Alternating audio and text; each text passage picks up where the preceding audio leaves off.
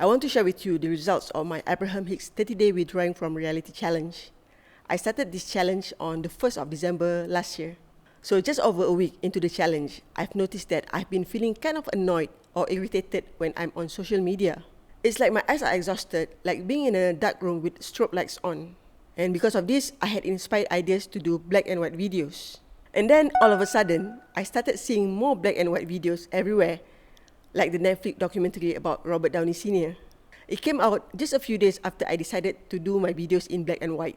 And towards the end of the challenge, the last week of December, I started to feel a little negative and worried about money. And I started thinking about going back to 9-to-5 job as an engineer. Then my best friend sent me a TikTok video about science.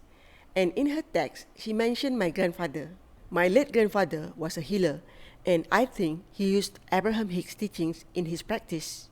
And that same day, I was scrolling TikTok, and I think you know the kind of spiritual medium video that starts with, I don't know who needs to hear this, but you know, that kind. But I was feeling really sleepy, so I put down my phone and fell asleep right away.